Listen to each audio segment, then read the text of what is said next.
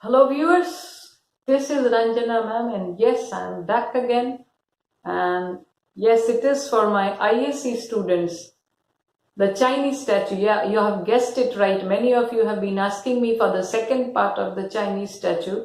So here I am, and as it is my habit, every time I begin my video, but not before, asking you to subscribe to my channel and to press the like button if you have liked it. You know it's my habit, so I can't help it. So let's start with our lesson, the Chinese statue, the part 2. So we will resume from exactly the same place where we had stopped. So it's page 63 in your book as well as mine, of course, and it's the second paragraph. From there we will resume. You think the statue is good? Asked the craftsman through the interpreter.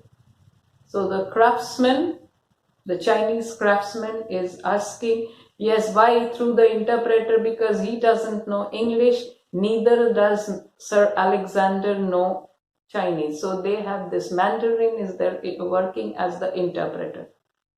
It's magnificent, the minister replied, quite magnificent. My own work is not worthy to stand by its side, added the craftsman humbly. So he says, yes, it's really magnificent. I cannot reach that level of perfection. Who is saying this? The craftsman. No, said the minister. He is trying to, console this man that no, your work is not really bad. But in the depth of his heart, Sir Alexander knows that this statue is much higher in, in standard than those made by the craftsmen. So he says, though in truth the little craftsman knew the great man was only being kind. Who is the great man? Sir Alexander. So the craftsman knows, though this man is saying no, but it is a fact that my statues are nothing in comparison to this one. For Sir Alexander was holding the ivory statue in a way that already showed the same love as the old man had for the piece. See, the old man had brought it in this way as if it was a precious burden, angel in disguise here also. It was something very precious. So Sir Alexander is also, see, for the craftsman, okay, why? Because it had been an heirloom. It had been in his family for years. So it's very for not years, for generations. So for him, it's something very valuable, very precious. But for Sir Alexander, he was holding it also in the same manner. The minister smiled down at the craftsman as he handed back the emperor Kyung, and then he uttered perhaps the only undiplomatic words he had ever spoken in 35 years of his serving his queen and country. So Sir Alexander was a diplomat and he knew what word to use where. But for the first time in his career, he uttered something undiplomatic. What? How I wish the peace was mine. So he expresses his longing for this. And now see what happens. Sir Alexander regretted voicing his thoughts immediately. And at the next moment he feels regretful. Why did I say this? Why? Because Sir Alexander had studied Chinese lifestyle, Chinese architecture, culture so much that he knew that he knew their ethics and culture very well. So just see what happened. He heard the Mandarin translate them. Immediately, he heard the Mandarin translate them. That means the moment Sir Alexander said, I wish the piece was mine, the Mandarin translated it to the craftsman, and immediately Sir Alexander regrets it. Why? Because had it remained to himself and the craftsman had not come to know what he had said, it wouldn't have been really anything. It wouldn't have troubled him. But now that the craftsman has heard what he has wished for, he knew only too well the old Chinese tradition that if an honored guest requests something, the giver will grow in the eyes of his fellow men by parting with it. So Sir Alexander was aware of this Chinese tradition or custom. What was it? That suppose you are a Chinese and you have something very nice, and I see it and I feel, oh, if only I had this one.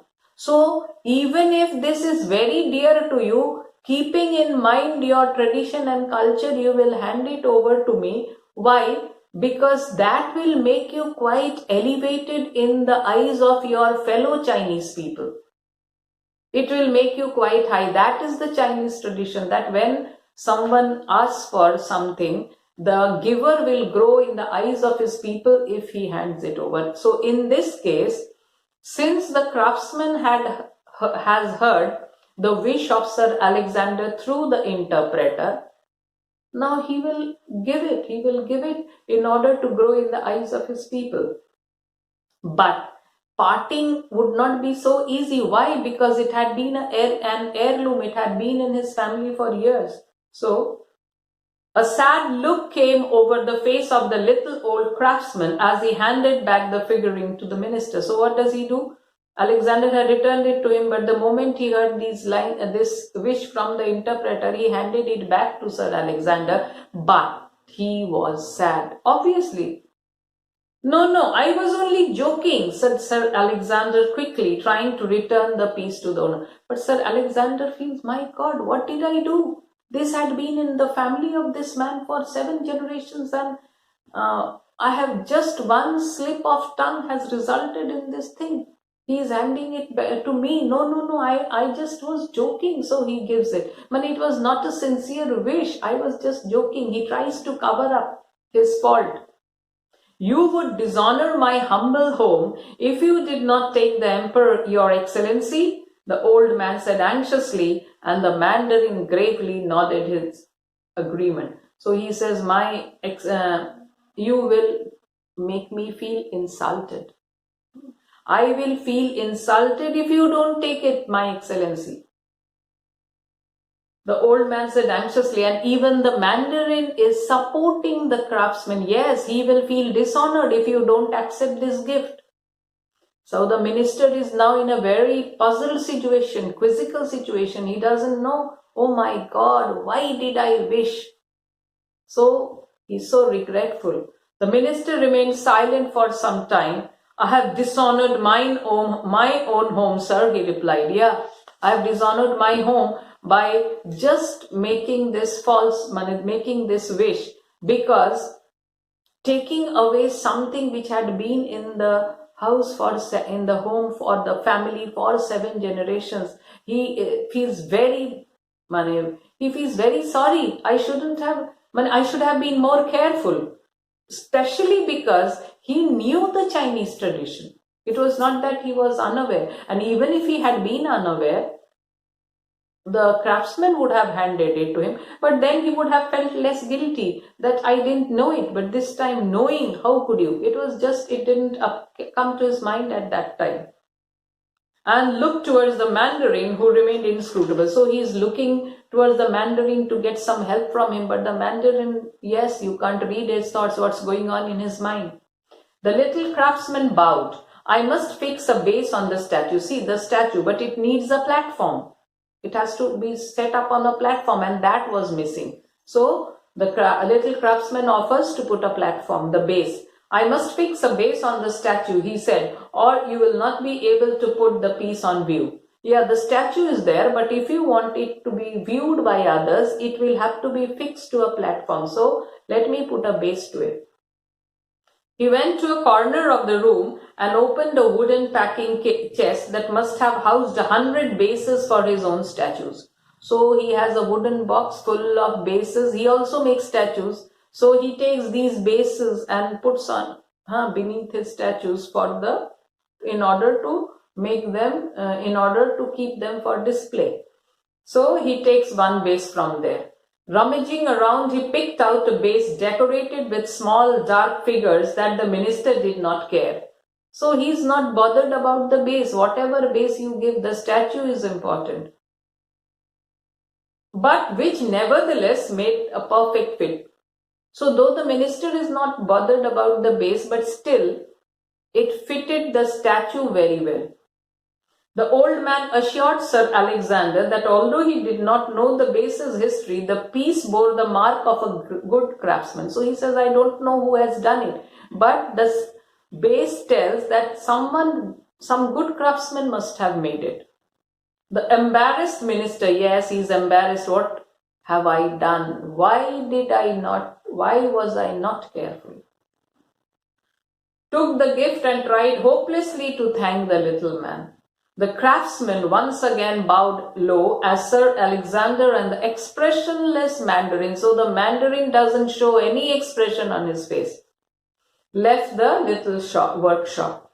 As the party traveled back to Peking, it is written here Peking, but in modern times we call it Beijing. The spelling is actually Beijing. Maybe the pronunciation might be the same, what they say in China, but that time earlier it was called Peking. The Mandarin observed the terrible state the minister was in and uncharacteristically spoke first. So while returning, the Mandarin observes, oh my God, the minister looks so sad. He looks so embarrassed, so sad. So normally he would not speak first. He would speak only when he is spoken to. That was his character. But at this moment, uncharacteristically, he spoke first. So what did he say? Your Excellency is no doubt aware, he said, of the old Chinese custom that when a stranger has been generous, you must return the kindness within the calendar year. So I think, Your Excellency, you know that the Chinese custom is that someone has been generous, like here the craftsman has been generous to you. So within one calendar year, that means within 365 1/4 days, you will also pay back to him or return the kindness in some other way. So he has been generous to you, so you will also be equally generous to him. So now it is some relief to Sir Alexander, these words of the Mandarin. So he remembers, yes, I remember it. So now I can pay him back at least in some way, something equivalent to the statue, or if not a little less. Sir Alexander smiled his thanks and thought carefully about the Mandarin's word. This is a way. Yes, at least I have found a way to repay. Once back in his official residence, he went immediately to the embassy's extensive library to see if he could discover a realistic value for the little masterpiece. So he goes to the library and tries to go through all the pictures of Emperor Kung, and he wants to know how much would be the real value. He wants to assess, and then he will pay accordingly in some cash or kind. After much diligent research, he came across a drawing of a Ming statue that was almost an exact copy of the one now in his possession. So a very similar one, he comes across it. And with the help of the Mandarin, he was able to assess its true worth. So he takes the help of the Mandarin and says that he asks the Mandarin, and with his help, he tries to get knowledge about what could be the cost of this. A figure that came almost to 3 years' emoluments for a servant of the crown. So 3 years' salary. The minister discussed the problem with Lady Heathcote, and she left her husband in no doubt as to the course of action he must take. So he discusses this matter with his wife, Lady Heathcote, who is in England. And he talks with her. And she tells her that yes, you should repay him according to the price of the statue. The following week, the minister dispatched a letter by private messenger to his bankers, Coutts and Company in the Strand, London, requesting that they send a large part of his savings to reach him in Peking as quickly as possible. So yes, all the money won't be here, they will be in his bank account in London. So he sends a letter to his bankers telling them that I am in need of this much of money. So please send it here in Peking as fast as possible. When the funds arrived, 9 weeks later, so more than 2 months, the minister again approached the Mandarin, who listened to his questions and gave him the details he had asked for 7 days later. So now that the money has come, which is equivalent to the price of the statue. And now paying him in money would be really an insult to this man. So he asked the Mandarin that how can I repay him in a way which would not make him feel insulted. Most probably he had asked something. What does he need? Go and find it out. So the Mandarin comes back to him 7 days later after getting all the details. The Mandarin had discovered that the little craftsman Yung Li came from the old and trusted family of Yung Shao, who had for some 500 years been craftsmen. So the family profession was this craftsmanship. So it had run in the family for 500 years. For the last 500 years, they had been working as craftsmen. Sir Alexander also learned that many of Yung Li's ancestors had examples of their work in the palaces of the Manchu princes, another dynasty. Manchu princes, the Manchu dynasty. So at that time, they had the statues made by this craftsman's ancestors, forefathers. Yung Li himself was growing old and wished to retire to the hills above the village where his ancestors had always died. So he wants, now that he is growing old, he wants to retire to his native village and spend his last days there, leaving the workshop to whom? To his son.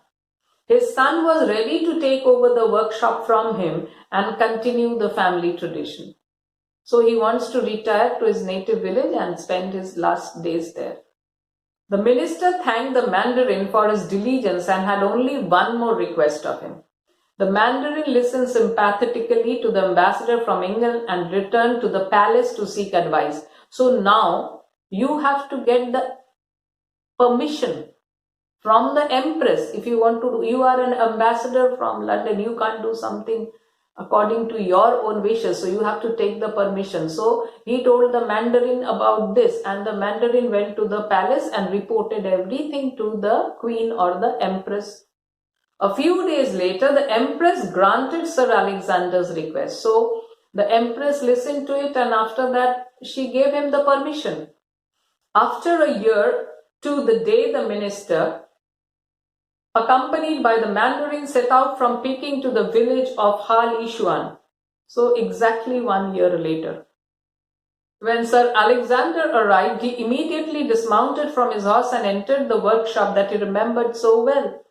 The old man was seated at his bench, his flat hat slightly askew, a piece of uncarved ivory held lovingly between his fingers. So he's still at his work. 1 year has passed. He looked up from his work and shuffled towards the minister, not recognizing his guest immediately until he could almost touch the foreign giant. So he had seen the minister only once. So it seemed that he had forgotten, and after touching him, oh, this is that foreign giant who had come. Then he bowed low because he realizes, oh, he is a distinguished guest. The minister spoke through the Mandarin. I have returned, sir, within the calendar year to repay my debt. There was no need, Your Excellency. My family is honored that the little statue lives in a great embassy and may one day be admired by the people of your own land. So it lives in the great embassy. And one day when you go back to England, your people, the English people, will be able to view it. So that has made me proud. I didn't ask for anything more. The minister could think of no words to form an adequate reply and simply requested that the old man should accompany him on a short journey. So he told, sir, will you come with me on a short journey? Who said? The minister to the craftsman, through the Mandarin, of course.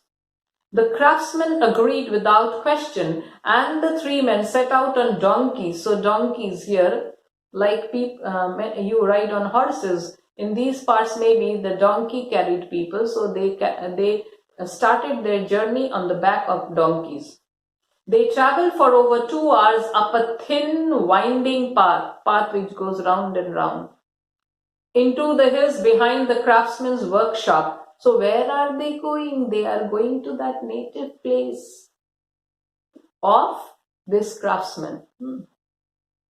And when they reached the village of Mashian, they were met by another Mandarin who bowed low to the minister and requested Sir Alexander and the craftsman to continue their journey with him on foot. So this Mandarin, it was his job up till here. Now he hands over his charge to another Mandarin and he will leave. And this Mandarin will take Sir Alexander and the craftsman, but this time they won't be on the back of donkeys. This time it is a walking journey. They will go on foot. They walked in silence to the far shade of the village and only stopped when they had reached a hollow in the hill from which there was a magnificent view of the valley all the way down to Halishuan. So from there they can see the Halishuan means the place where this man had his workshop. In the hollow stood a newly completed small white house of the most perfect proportions. So this is a new house, and for whom is it?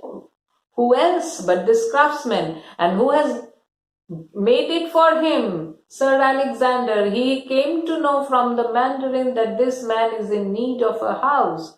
And so with that money equal to the value of the statue, he had got a house built for this man.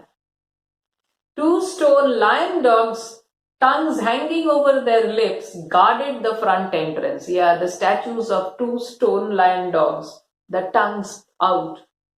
So the little old craftsman, who had not spoken since he had left his workshop, remained mystified by the purpose of the journey. So while he was continuing the journey, he was in a state of fix. Why are we making this journey? He knew nothing about it. The only person who knew was the Sir Alexander and also the Mandarin who has left. These two knew. A small inadequate gift and my feeble attempt to repay you in kind. So I'm not repaying you in cash, I'm repaying you in kind and trying. It's just a small gift. The craftsman fell to his knees and begged forgiveness of the Mandarin, as he knew it was forbidden for an artisan to accept gifts from a foreigner. So this fellow is shocked. Oh my God! Accepting gifts from a foreigner. I am an artisan and I should not accept gifts from a foreigner. So Mandarin is a Chinese official, so he asked forgiveness. Please sir, forgive me. I didn't ask for it. The Mandarin raised the frightened blue money. What will the queen say, the empress say? So the Mandarin raised the frightened blue figure from the ground, explaining to his countryman that the empress herself had sanctioned the minister's request. So he says, listen, you need not be afraid. The queen or the empress, she has granted this permission. A smile of joy came over the face. Now he is happy. Oh, so I won't be in trouble. Face of the craftsman, and he slowly walked up to the doorway of the beautiful little house, unable to resist running his hand over the carved lion dogs. The 3 travelers then spent over an hour admiring the little house before returning in silent, mutual happiness. Why mutual happiness? He is happy. He's got such a splendid house to spend his last days. And Sir Alexander is happy because he feels, I have at least in a way tried to repay the kindness shown to me by this man. The 2 men thus parted, honor satisfied, and Sir Alexander wrote to his embassy that night content, satisfied, that his actions had met with the approval of the Mandarin as well as Lady Heathcote. So both of them think that he has done the right thing. The minister completed his tour of duty in Peking and the Empress awarded him the Silver Star of China. So he gets an award here, Silver Star of China, and when he returns to England, and a grateful queen added the Casey View to his, this must be another award, we don't, full form, to his already long list of decorations. So up till now he has been awarded quite a few. He has been awarded several times and this added one more. After a few weeks back at the Foreign Office clearing the China desk, Sir Alexander retired. So this was his last job and last appointment. And after this he retires from his service of a few weeks later, and he goes back to his native Yorkshire, the only English county whose inhabitants still hope to be born and die in the same place. So the inhabitants of this place, they have such an affinity to their land of birth that they always come back after completing their jobs to spend their last days. Not unlike the Chinese. So quite unlike the Chinese, not and unlike, two negatives. That means just like the craftsman who wanted to retire to his native land and breathe his last there. Sir Alexander spent his final years in the home of his late father with his wife and the little Ming emperor. The statue occupied the center of the mantelpiece in the drawing room for all to see and admire. So it was placed in such a, what should we say? It was kept in such a place that whenever people would come to his house, they would see it and they would admire. Being an exact man, perfect man, Sir Alexander wrote a long and detailed will. Will is the testimony or the dying declaration. Remember Portia's father's will, in which he left precise, clear instructions for the disposal of his estate. So, how his estate will be divided among his successors, who will inherit what, clearly given. Perfect man, remember? Including what was to happen to the little statue after his death. He bequeathed the Emperor Kung to his first son, requesting that he do the same in order that the statue might always pass to the first son or a daughter if the direct male line faltered. So, instruction was that it should go to the first son. And if there was no son, then it would pass to the daughter. He also made a provision that the statue was never to be disposed of. Don't sell the statue or give it to anyone unless the family's honor was at stake, unless the reputation of the family was in danger. Sir Alexander Heathcote died at the stroke of midnight on his 70th year at 12 o'clock. His firstborn, Major James Heathcote. James Heathcote is the son of Sir Alexander. Just see, they keep on having similar names. Was serving his queen in the Boer War at the time he came into possession of the Ming Emperor. So when did he come into possession? After the death of his father. And that time he was not at home. He was serving in the battlefield. The major was a fighting man commissioned with the Duke of Wellington's regiment. And although he had little interest in culture, even he could see the family heirloom was no ordinary treasure. So even if he had not much knowledge and he was not a person very interested in art and architecture like his father, but still he could realize that this statue was not an ordinary statue. So he loaned the statue to the regimental mess at Halifax in order that the emperor could be displayed in the dining room for his brother officials to appreciate. So he gave it, or rather loaned it. He didn't give it all, everything. He just loaned it so that other brother officials could see and appreciate it. Where? In the dining room. When James Heathcote became colonel of the Dukes, the emperor stood proudly on the table alongside the trophies won at Waterloo and Sebastopol in the Crimea and Madrid. So this man was like his grandfather. Remember, Sir Alexander's father was an army or a military man.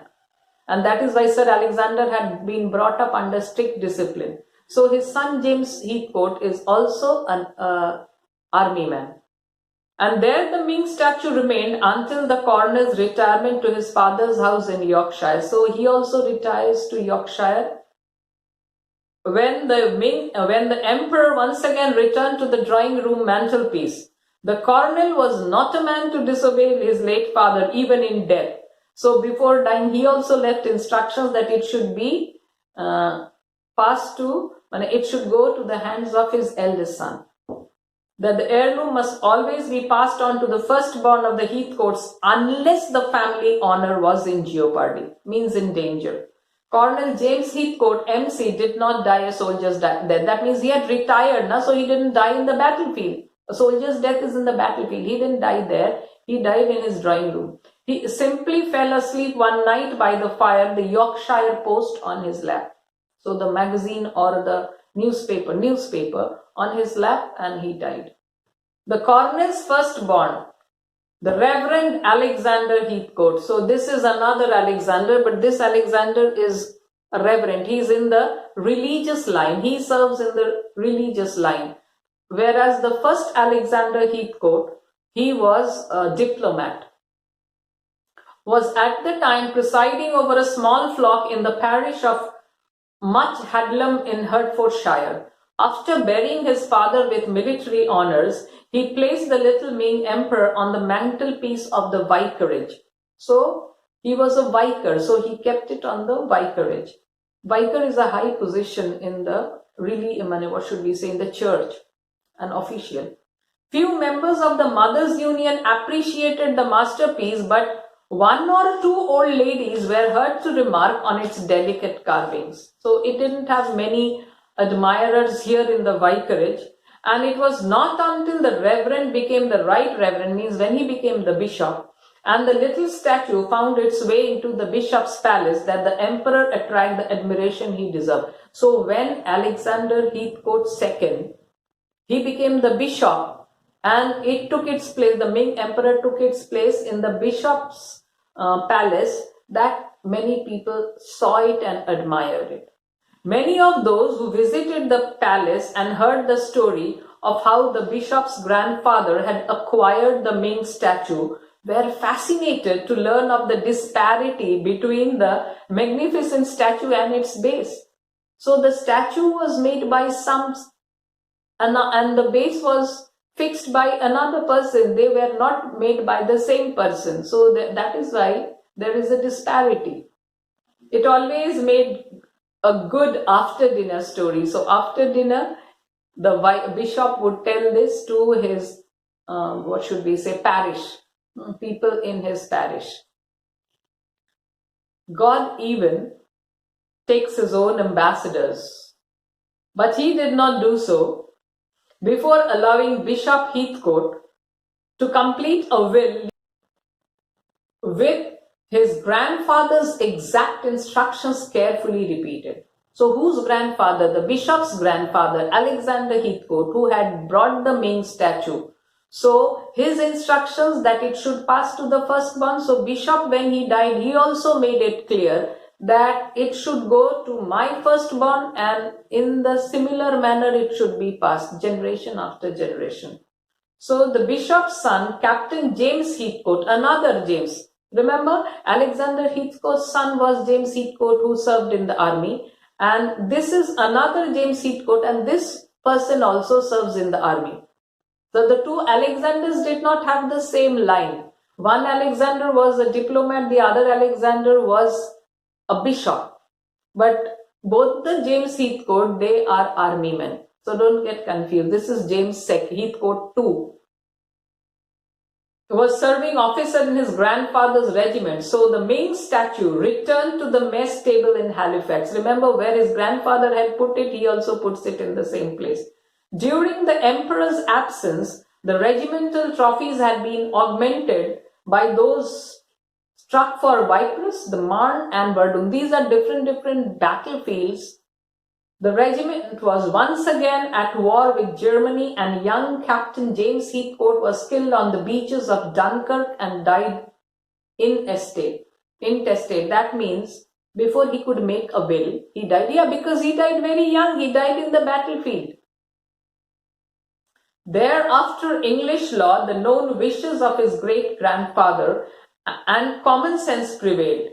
Yeah, so English law that the eldest son would get it, and he didn't have more than one son. He had only a 2-year-old son because he had died very young, only one son. And not only that, his great-grandfather's wish was also that the Ming statue should go to the firstborn. So, and common sense prevailed. So even if there was no will made, it came to the possession of the captain's 2-year-old son. The little emperor came into the possession of the captain's 2-year-old son. So it's a tragedy that when James Heathcote II died, his son was just 2 years. So naturally he becomes a spoiled brat because of the adoration and all these spoilings of his mother. His mother spoiled him a lot. Alex Heathcote, again, this is not Alexander, he is Alex Heathcote. Alex Heathcote was, alas, not of the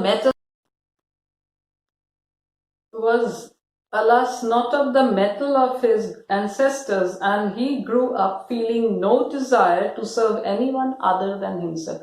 That means he grows up into a selfish boy. Like his father had served in the army, serving the queen. So his grandfather had served as a bishop. His great-grandfather had served in the army. His great-grandfather had served in the army. And great-great-grandfather Alexander Heathcote had been a diplomat. But this fellow is the black sheep of the family, we say. Had no desire to serve anyone other than himself. He grows up into a selfish, spoiled brat. When Captain James had been so tragically killed, Alexander's mother lavished everything on the boy. So he is also Alexander. In short it is. So Alexander Heathcote 3. On the boy, that's a meager income. That means her income is not much. She is an army widow. So meager means not much. Income would allow. So in her income, which is not very much, she lavishes it on the boy and spoils him. It did not help, and it was not entirely young Alex's fault that he grew up to be, in the words of his grandmother, that means the bishop's wife, a selfish, spoiled little brat. When Alex left school, only a short time before he would have been expelled. So he left school of his own accord, but had he not left, the school authorities would have expelled him. He found he could never hold down a job for more than a few weeks. That means he was never good at anything and he couldn't stay constant in a job. It always seemed necessary for him to spend a little more than he and finally his mother could cope with. The good lady, deciding she could take no more of this life, departed it to join all the other Heathcotes, not in Yorkshire but in heaven. So there is a little bit of sad humor here that Alex troubled his mother so much, always demanding money and all that. So she could not bear it anymore. Finally, a time came when she could not bear it anymore and she died. In the swinging 60s, when casinos opened in Britain, a place where you gamble, young Alex was convinced that he had found the ideal way of earning a living without actually having to do any work. He thought, this is my place. I know how to earn money from this place. He thought he will be a success in the casinos. So he took to gambling. I don't have to work and yet I'll earn. So he thought. He developed a system for playing roulette with which it was impossible to lose. He did lose. So he refined the system and promptly lost more. So some people pronounce it roulette, some say roulette. He refined the system once again, which resulted in him to borrow to cover his losses. So gambling, it's an intoxication. You go on thinking, if this, so what, I've lost this time. Next time I'm surely going to win and a huge amount of money. So then you invest more and then again you lose and you put some more and a time comes soon when you become a pauper. Why not? If the worst, so there was a time when he had to borrow. When his own money exhausted, he now starts borrowing. But so what? I have the Ming statue. So my God, what a rascal he is. If the worst came to the worst, he told himself he could always dispose of the little Ming emperor. The worst did come to the worst. As each one of Alex's so every time he loses, he finds out a newly refined system to play the game and with more drastic results. Took him progressively into greater debt until the casinos began to press him for payment. Enough is enough, now you pay. No more borrowing. First you pay and then only we'll allow you. When finally one Monday morning, Alex received an unsolicited call from two gentlemen who seemed determined to collect some 8,000 pounds he owed their master. So these are the bouncers we say now, or the, what should we say, the gundas, the muscle men of the owners of the casinos, that you have borrowed money and you must pay it back. And how much was the amount? 8,000 pounds. And the time limit was 14 days. And if it is not paid, then, so there is a threat of bodily harm also. So you will be beaten up.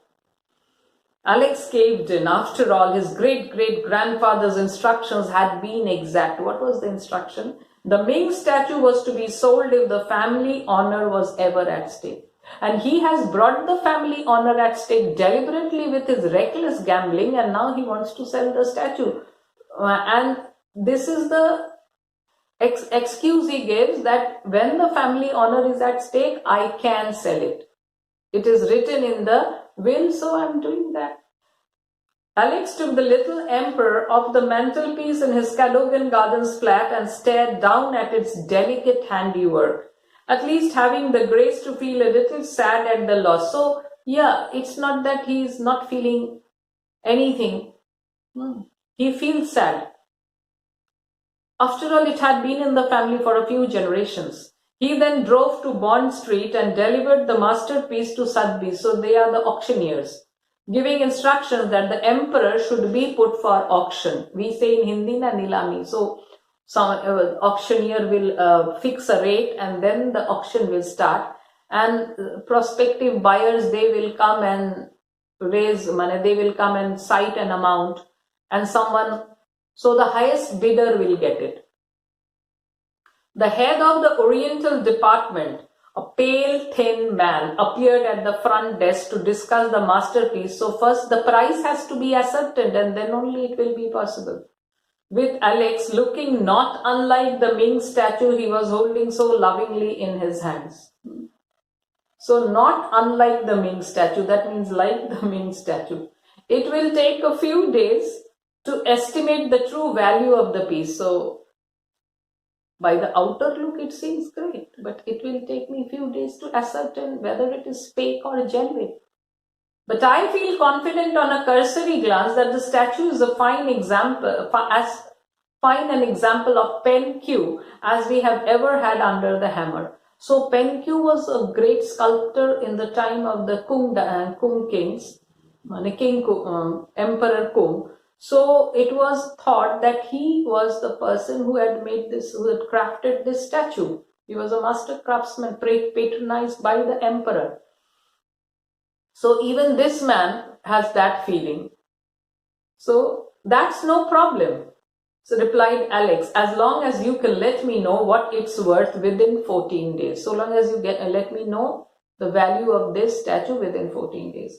Oh, certainly, replied the expert. I feel sure I could give you a floor price by Friday. So by Friday, I'll let you know. Couldn't be better, said Alex. During that week, he contacted all his creditors, those people to whom he owed money, and from whom he had borrowed, like Antonio had his creditors. And without exception, they were prepared to wait and learn the appraisal of the expert. So they were prepared to wait to know what the expert had to say about this Ming statue. So he had told them, see, I have that Ming statue now, I have put it for auction, and the expert will let me know how much it is worth. So they are ready to wait. Alex duly returned to Bond Street on Friday with a large smile on his face. He expects to get a huge amount. He knew what his great-great-grandfather had paid for the piece. Remember that splendid house? 3 years' money. And felt sure that the statue must be worth more than 10,000 pounds. A sum that would not only yield him enough to cover all his debts, but leave him a little over to try out his new refined system on the roulette table. As he climbed the steps of Sotheby's, Alex silently thanked his great-great-grandfather. Why? For having got this statue, which will help him to sail out of this dangerous situation he had landed himself in. So he thought it should be at least 10,000, so 8,000 to pay the creditors and 2,000 left. With this I will again. So he doesn't learn a lesson. He asked the girl on reception if he could speak to the head of the Oriental department. She picked up an internal phone, and the expert appeared a few moments later at the front desk with a somber look on his face, a very serious look. Alex's heart sank as he listened to his words. So the words are nothing encouraging. So his heart sinks. A nice little piece, your emperor, but unfortunately a fake. It's not a genuine one. Probably about 250 years old, but only a copy of the original, I'm afraid. So the craftsman and the Mandarin must have together fooled Sir Alexander. I don't think the craftsman was unaware that this is a fake. I don't think so. Copies were often made because, how much is it worth? Interrupted an anxious Alex. So he's not in a mood to listen to all these lectures. What is important to him is to know the value of the statue. 700 pounds, 800 at the most. Enough to buy a gun and some bullets, thought Alex. So just see the sad humor here. He feels that his creditors will tear him to pieces. So the best way is the most honorable way would be to buy a gun and some bullets and commit suicide, kill myself. As he turned and started to walk away. I wonder, sir, continued the expert. Yes, sell the bloody thing, said Alex without bothering to look back. And what would you want me to do with the base? The base, repeated Alex, turning round to face the Orientalist. Yes, the base. It's quite magnificent. So they had thought the statue to be magnificent and it turned out to be a fake. And now the base, which they had not given much importance, even Sir Alexander Heathcote had not given it much importance. And now it seems that this will help him to redeem his fortune. 15th century, undoubtedly the work of a genius. I can't imagine how this base was fixed to that fake statue. So ... Lot number 103. So now we go back to the present time when the auction. So this was the background story of the Ming statue, and the narrator had made a research and come to know everything about it. And the lot number 103, we are back to the auction room. Announce the auctioneer. What am I bid for this magnificent example of the expert turned out to be right in his assessment. At the auction at Sotheby's that Thursday morning, that means the narrator, obtained the little emperor for 720 guineas. Remember, the fellow had said 700 pounds, 800 at the most. So the narrator buys it at 720 guineas. And the base, this is the irony, that was acquired by an American gentleman of not unknown parentage, that means famous parentage, for 22,000 guineas, 22,000 gold coins. Oh my God. So at least he gets much more than he had thought, rather more than double. So he can now carry out his, Alex Heathcote now can carry out his refined system and waste much more money. But the irony is that the Ming statue on whom he had pinned his hopes, that turns out to be a fake. And the base or the platform relieves him from his misery. So this story is quite an interesting one, and the end is equally interesting. I hope you don't have any more problems. In the beginning, it must have seemed very confusing to you. Even when I had read it for the first time, I felt I should read it again and then try to understand it in a cool and calm manner. Yes, why? Because Jeffrey Archer is my favorite author. I have quite a few novels written by Jeffrey Archer. This must be one of the ones written in his initial stages when he had started as a writer, because the later ones which I have read, they are much developed. This one is at times confusing, but still it is the work of a master author. The Ming statue was not of a master craftsman, but this is of a master author. Anyway, so if you still have any doubts, you are free to post your comment in the comment section. And for the time being, let me bid you goodbye. Have a happy time.